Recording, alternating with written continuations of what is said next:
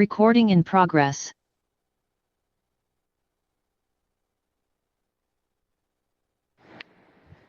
அமர்ந்து கொள்வோம். கர்த்தருடைய வார்த்தைக்கு திரும்புவோம். கர்த்தர் நல்லவராகவே இருக்கிறார். அல்லேலூயா. கர்த்தர் எல்லாருக்கும் கர்த்தரானவர் வேதம் சொல்லுகிறது. எல்லாருக்கும் கர்த்தரானவர் அவர் நல்லவராகவே வைத்திருக்கிறார். அது சிறு பிள்ளைகளாக இருந்தாலும் சரி, வாலிப பிள்ளைகளாக இருந்தாலும் சரி, முதியோர்களாக இருந்தாலும் சரி, குடும்பஸ்தர்களாக இருந்தாலும் சரி, ஒவ்வொருவருக்கும் ஆண்டவர் ஒரு திட்டத்தை வைத்திருக்கிறார், ஒரு தீர்மானத்தை வைத்திருக்கிறார், ஒரு உயர்வான வாழ்க்கையை வைத்திருக்கிறார். ஹல்லேலூயா.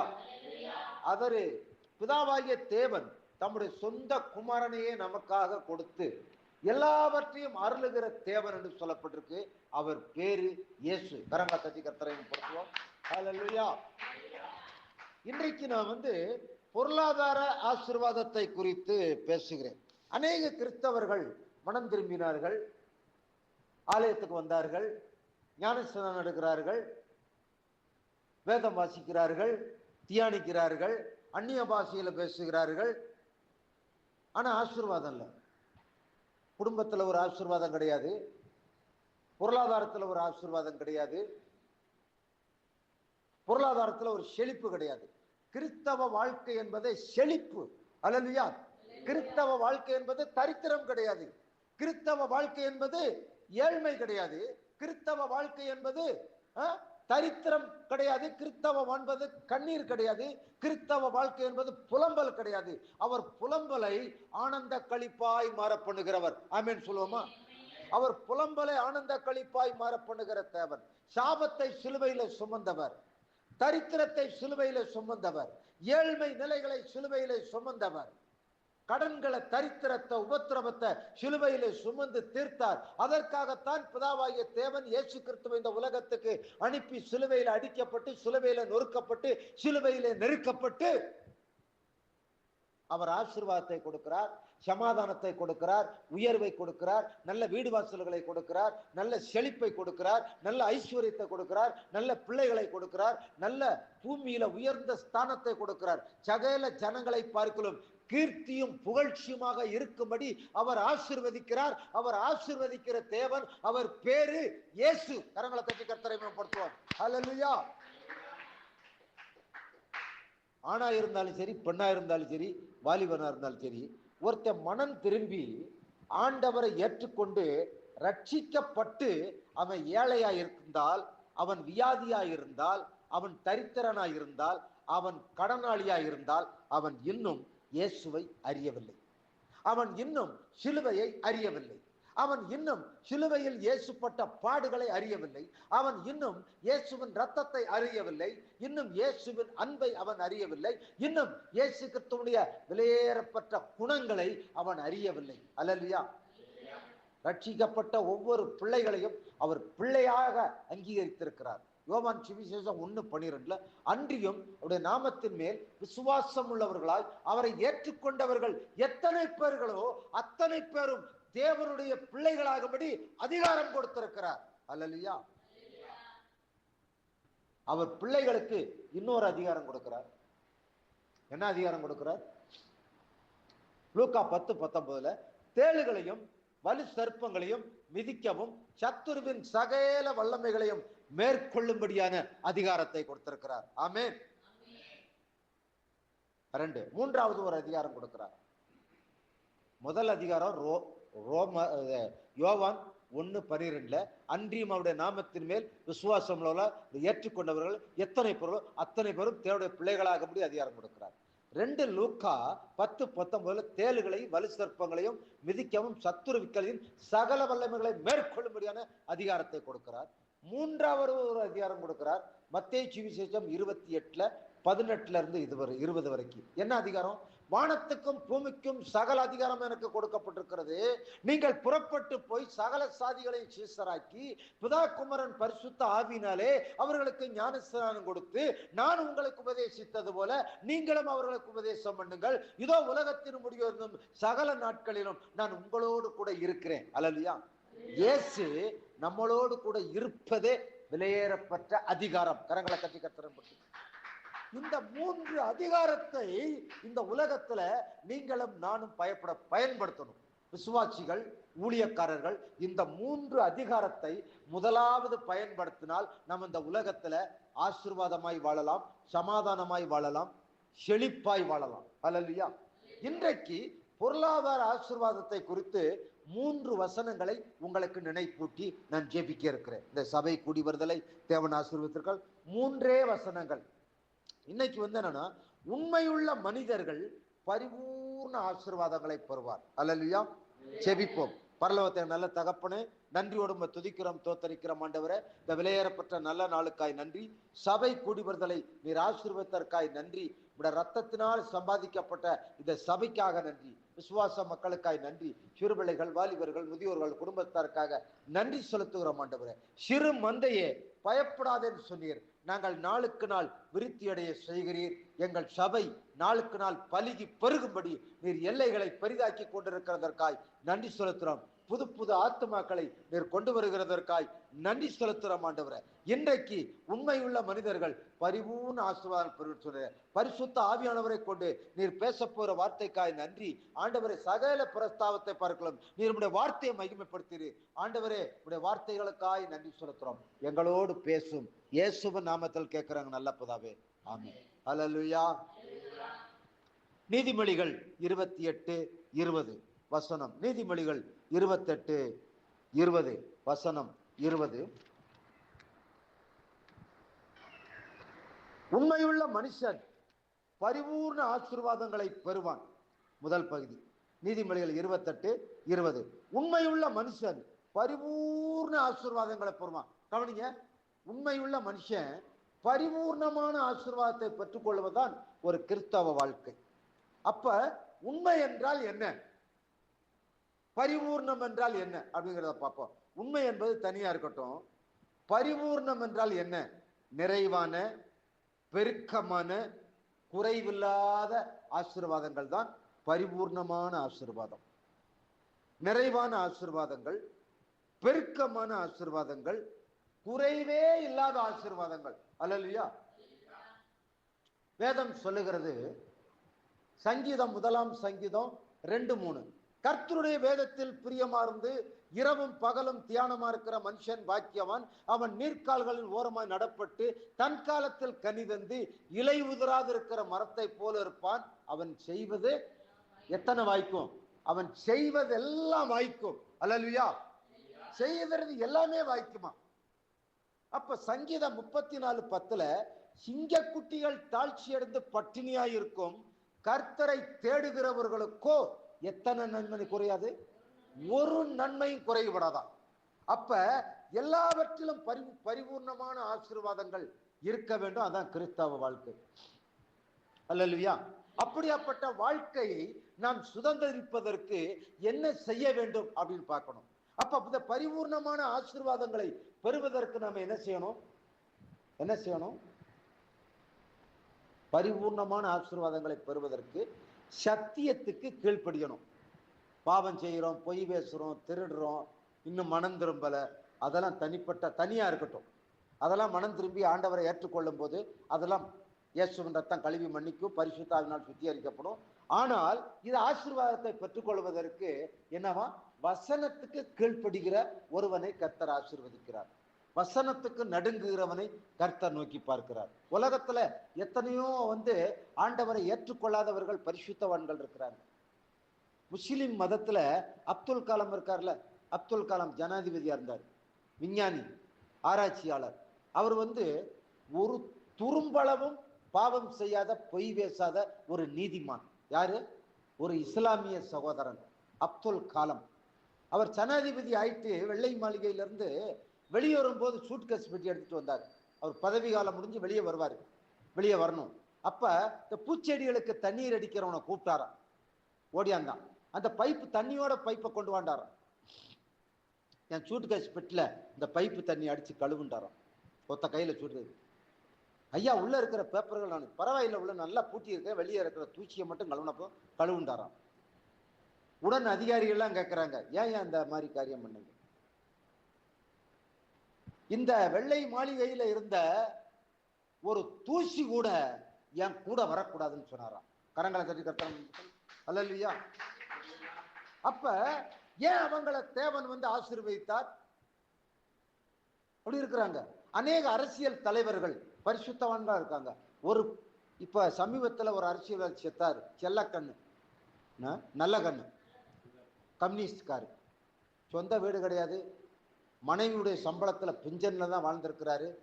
1 கோடி ரூபா கட்சி கொடுத்த நிதியை ஏழைகளுக்கு கொடுத்தாரு, மருத்துவமனைகள் கட்ட கொடுத்தாங்க. அப்படி சில அரசியல்வாதிகள்லாம் நீதிமானம், அவங்களெல்லாம் ஏன் தேவன் பாதுகாக்கிறார், பராமரிக்க? அவங்க ஆண்டவரை ஏற்றுக்கொள்ளாவிட்டாலும் ரட்சிக்கப்படாட்டாலும் தேவன் அவங்களை பாதுகாக்கிறாரு, பராமரிக்கிறார், அவங்களை ஆசீர்வதிக்கிறார், அவங்க சந்ததிகளை ஆசீர்வதிக்கிறார். அவங்கெல்லாம் தீர்க்காய்ச்சோட 85 வயசு 90 வயசோட சாகுறாங்க.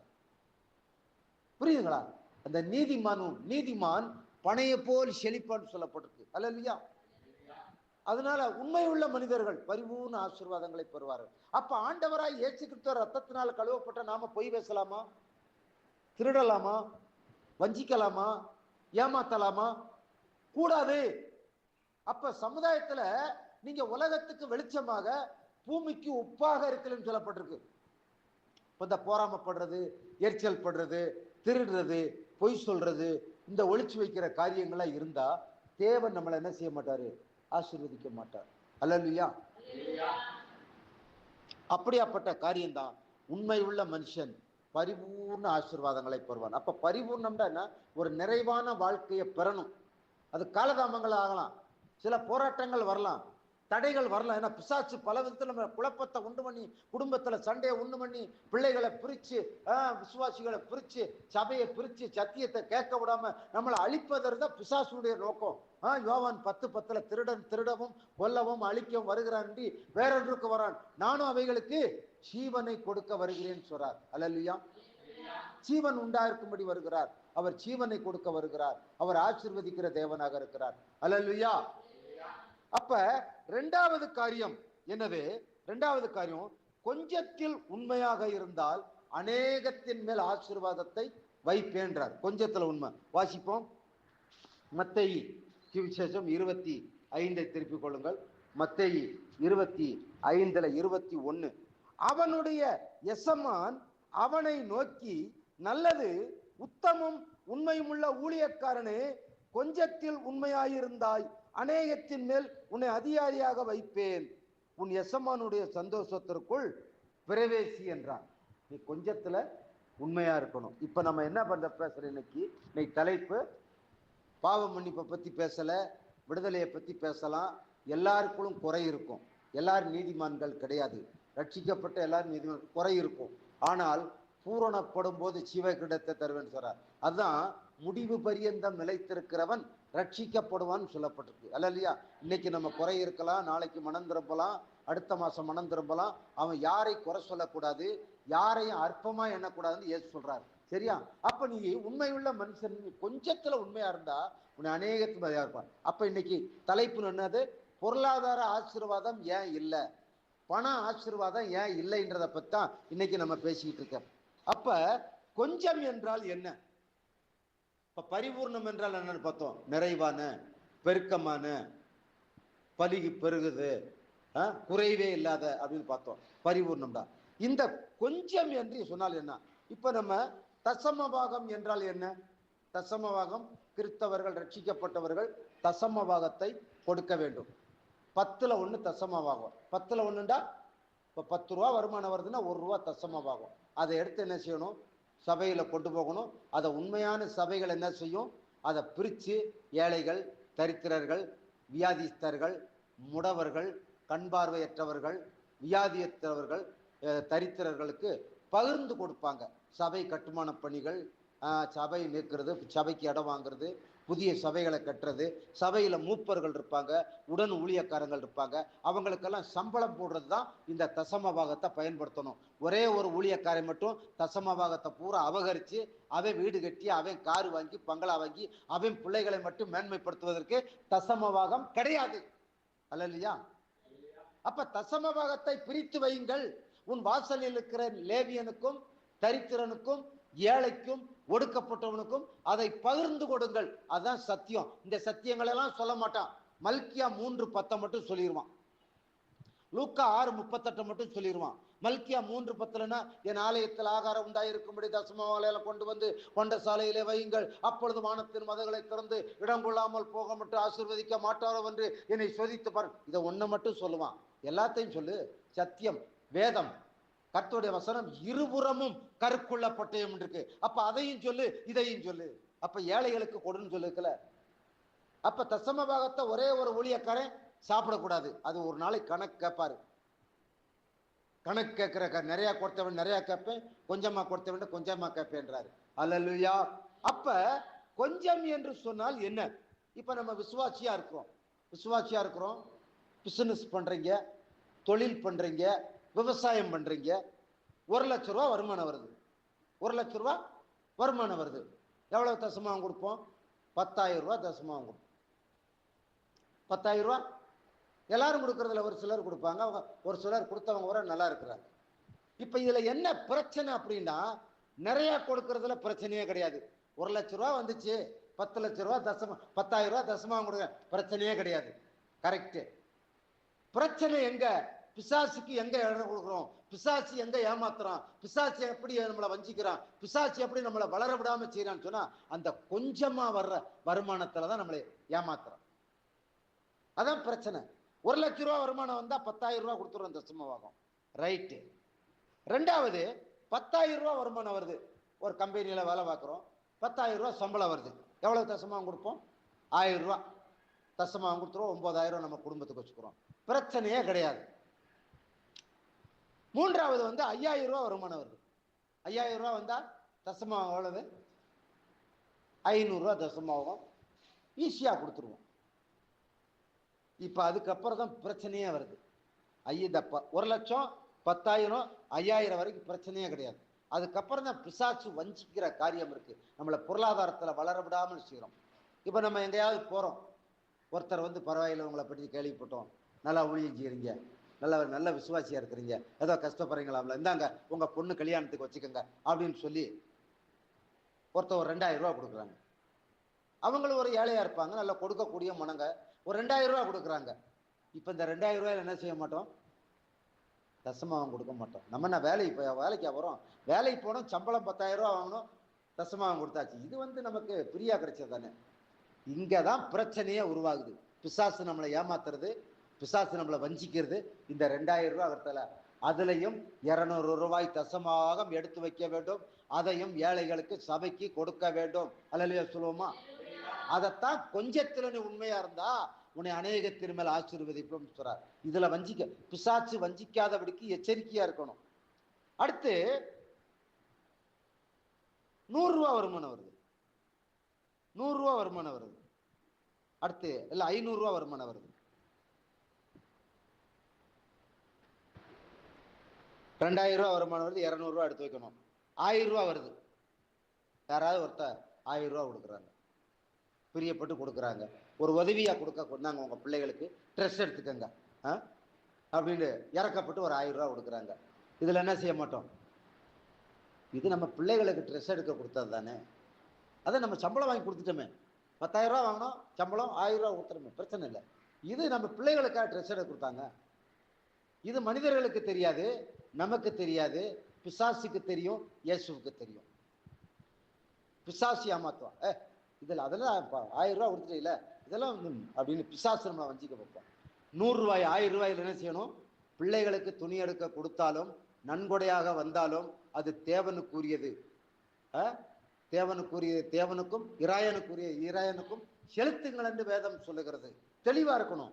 சத்தியத்தை அறிவீர்கள், சத்தியம் உங்களை விடுதலையாக்கும். பொருளாதாரத்துல வஞ்சிக்கப்பட்டு போகக்கூடாது. அநேக கிறிஸ்தவர்கள் வஞ்சிக்கப்பட்டு போயிருக்கிறாங்க. இதை எந்த ஊழியக்காரனும் இவ்வளவு விவரமா சொல்லி கொடுக்கறதும் கிடையாது. பரிசுத்த ஆவியானவருக்காக நம்ம துதிக்கிறேன். அவர் என்னை கத்துக்கொண்டார். நான் ஆரம்ப காலத்துல நாங்களும் ஒரு மோசமா தான் இருந்தோம். ஏமாத்தணும், பொய் பேசணும், துட்டு விஷயத்துல பொய் பேசணும், காசு. இப்ப நாளுக்கு நாள் சில தடுமாற்றங்கள், சில போராட்டங்கள், சில இழப்புகள் வரும்போது, கர்த்தருக்கு பயப்படுகிற பயம் வரும்போது அவர் ஞானத்தை கொடுக்கிறார். அல்லேலூயா. சத்தியத்தை வெளிப்படுத்துகிறார். அப்ப சத்தியத்தை வெளிப்படுத்தும் போது, நம்ம மனம் திரும்பி கீழ்ப்படியும் போது, அவைகளெல்லாம் மன்னித்து அவர் நம்மளை ஆசீர்வதிப்பார், பிள்ளைகளை ஆசீர்வதிப்பார். அப்ப 200 ரூபாய் வந்துச்சுன்னா, அப்ப 200 ரூபாய் வருமானம் வருது. 2,000 ரூபாய் வந்துச்சு, 200 ரூபாய் எடுத்து வச்சுட்டோம். இப்ப அடுத்து 1000 ரூபாய் வருது. எவ்வளவு எடுத்து வைக்கணும்? 100 ரூபா எடுத்து வைக்கணும். இப்ப சாதாரணமா போறோம், ஒரு 100 ரூபா கிடைக்குது, யாராவது 100 ரூபா கிடைக்குது. அப்ப 100 ரூபாய் தானே அப்படி ரொம்ப அதை இலக்காரமா அற்பமா என்றதுல பிசாசு நம்மளை ஏமாத்துவோம். ஆனா தேவன் பார்த்துக்கிட்டே இருப்பார். 100 ரூபா வந்தா என்ன செய்யணும்? 10 ரூபாய் எடுத்து வைக்கணும். அதுதான் சில டப்பா, உண்டியல் டப்பா கொடுக்குறோம். எடுத்து வைங்க, உங்க பொருளாதார செழிப்பா இருக்கணும், உங்க குடும்ப செழிப்பா இருக்கணும், நீங்க கடன் இல்லாமல் வாழணும், தரித்திரம் இல்லாமல் வாழணும். அப்ப கொஞ்சத்துல கீழ்ப்படியும் போது கர்த்தர் பார்க்கிறார். பூமியில் இருக்கிற அவருடைய கண்கள் பூமியில எங்க உலாவி கொண்டிருக்குது. உத்தம இருதயம் உள்ளவனை கர்த்தர் தேடிக்கிட்டு இருக்கிறார், அவனை ஆசீர்வதிக்கிறதுக்கு, உயர்த்திருக்கு. செபிக்கிறவனை கர்த்தர் ஆசீர்வதிக்க மாட்டாருங்க. நான் சொல்லிட்டேன், ஜெபம் பண்ணா பொருளாதாரம் வந்துருமா? கிடையவே கிடையாது. ஜெபிக்கிறவன் ஆசீர்வதி. நீ மணிக்கணக்கா ஜெபம் பண்ணு, மணிக்கணக்கா கண்ணீர் வடி, அதை பத்தி பிரச்சனையே கிடையாது. அது உன் மேல விழுந்த கடமை. உன் உன் ஜனங்கள் ரட்சிக்கப்படணும், உன் இனங்க ரட்சிக்கப்படணும், உன் சமுதாயம் ரட்சிக்கப்படணும், உன் தேசம் ரட்சிக்கப்படணும், உன் தலைவர்கள் ரட்சிக்கப்படணும். நீ திறப்பு ஜெபிக்கிறது அது கடமை. பொருளாதார ஆசீர்வாதம் ஜெபிக்கிறதுனால வராது. அல்லேலூயா. 100 ரூபா வந்தா 10 ரூபா. இப்பதான் பெரிய பிரச்சனையே வருது. 50 ரூபா வருது. ஒருத்தர் 50 ரூபா கொடுக்குறாங்க. இந்தானே ஏதாவது டிஃபன் சாப்பிட்டு போங்கன்னு 50 ரூபா கொடுக்குறாங்க.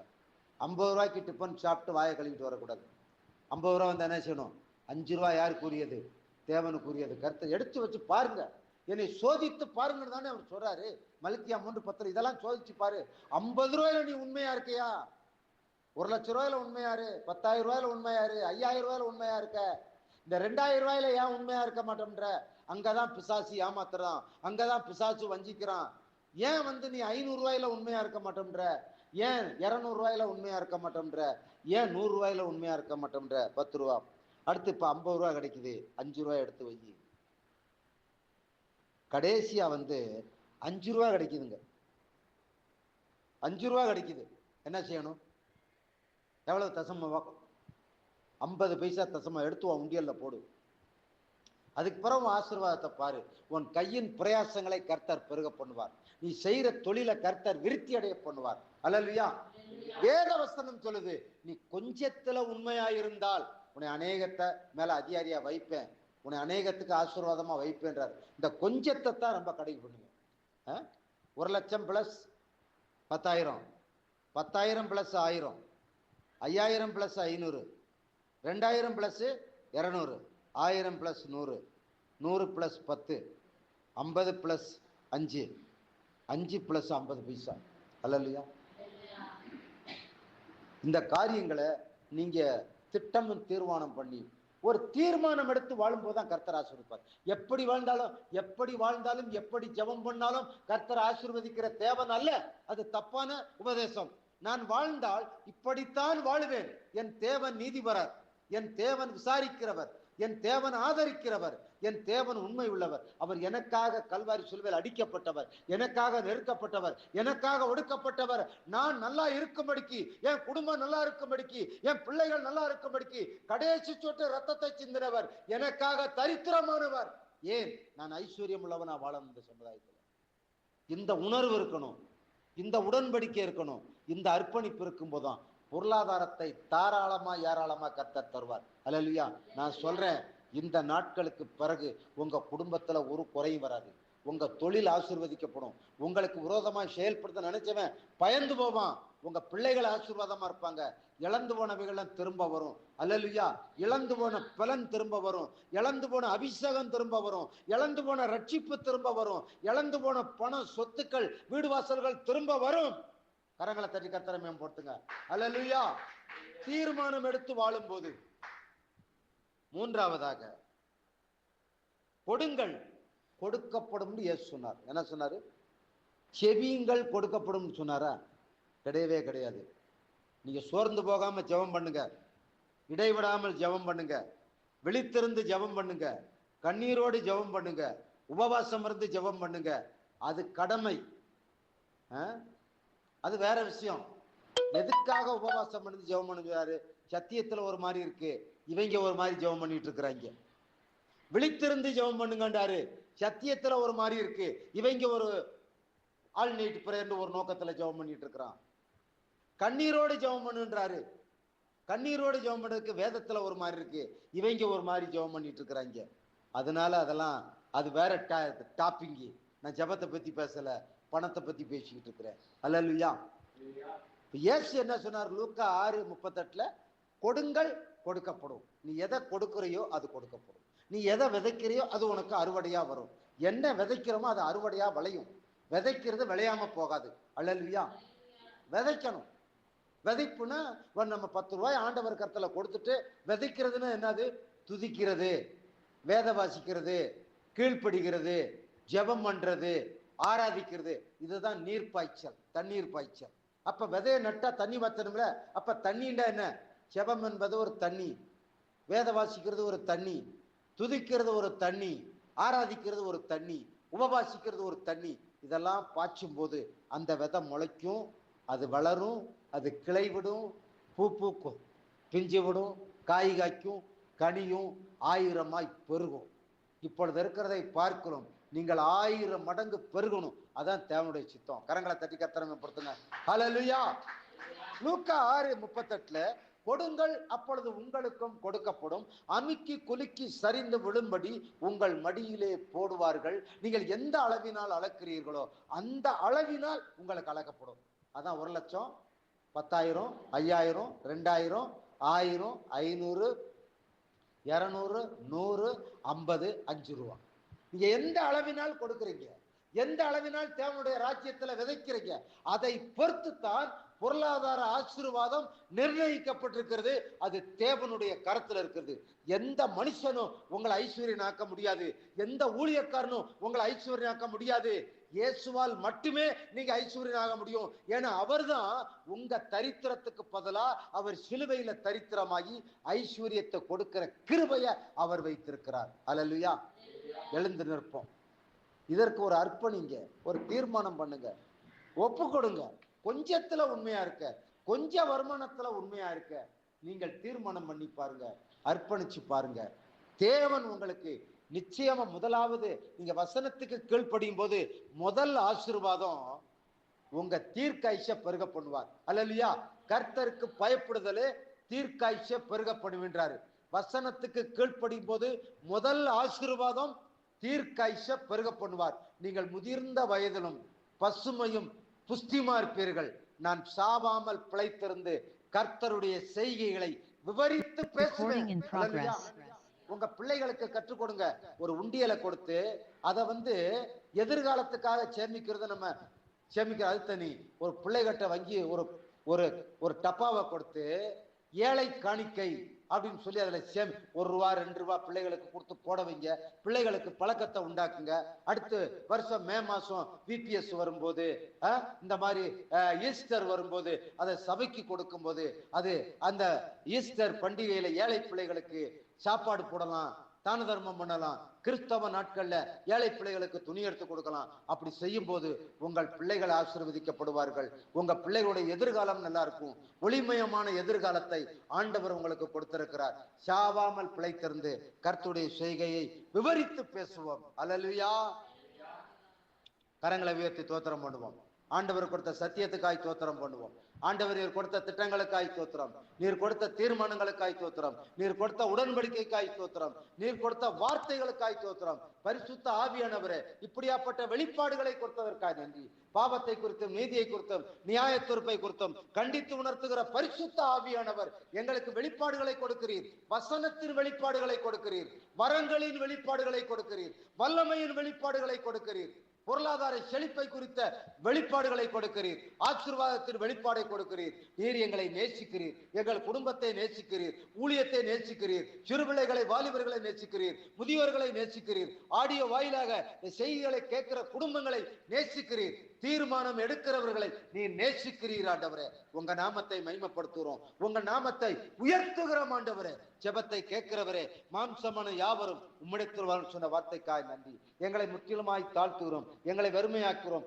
குமாரனாகிய இயேசு கிறிஸ்து ரத்தம் எங்களை கழுவட்டும். இதுவரைக்கும் இப்படி நாங்கள் செய்யாத காரியத்தை மன்னித்துக் கொள்ளும். இந்த சத்தியத்துக்கு கேட்டு இந்த சத்தியத்தை கீழ்ப்படிந்து நாங்கள் இப்படியாக கொஞ்சத்திலே உண்மையா இருக்கும் போது எங்களை திரளாய் பெருக பண்ணுகிறீர், அநேகத்திலும் அதிகாரியாக்கிறீர். வைத்திருக்கிறீர். இந்த ஆசீர்வாதங்களுக்காய் நன்றி செலுத்துறோம் ஆண்டவரே. சபையை நம்முடைய கரத்தில் ஒப்புக் கொடுக்கிறோம். சிறுபிள்ளைகள் நம்முடைய கரத்தில் ஒப்புக் கொடுக்கிறோம். வாலிபர்கள் நம்முடைய கரத்தில் ஒப்புக் கொடுக்கிறோம். முதியோர்கள் நம்முடைய கரத்தில் ஒப்புக் கொடுக்கிறோம். குடும்பங்கள் நம்முடைய கரத்தில் ஒப்புக் கொடுக்கிறோம். எங்கள் சபைகள் நாளுக்கு நாள் வளர்ச்சி அடைய விகுதியாய் பெருக போறதற்காய் நன்றி செலுத்துறோம் ஆண்டவரே. இப்பொழுது இருக்கிறதை பார்க்கலாம் 1000 மடங்கு நீர் எங்களை பெருக பண்ணுகிறபடியால் உமக்கு நன்றி செலுத்துறோம் ஆண்டவரே.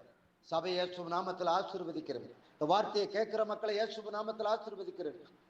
வசனத்தை கேட்டு அர்ப்பணித்திருக்கிற ஜனங்களை இயேசு நாமத்தில் ஆசீர்வதிக்கிறேன். வசனத்துக்கு கீழ்ப்படிந்து ஒப்புக் கொடுத்திருக்கிற சிறுவர்கள் வாலிபர்கள் குடும்பங்களை இயேசு நாமத்தில் ஆசீர்வதித்து ஜெபிக்கிறேன். சகல பிரஸ்தாபத்தை பார்க்கலாம். நம்முடைய வார்த்தையை மகிமைப்படுத்துறோம். நமக்கு நன்றி. எங்களை தாழ்த்துகிறோம், வறுமையாக்குறோம், ஒப்புக் கொடுக்கிறோம். எல்லா துதி கன மகிமை நமக்கு ஒருவருக்கே செலுத்துறோம். எங்கள் மீட்புரட்சகரமா இருக்கிற இயேசு நாமத்தில் ஜெபிக்கிறோம். எங்கள் பரிசுத்தமுள்ள நல்ல பிதாவே, ஆமென்.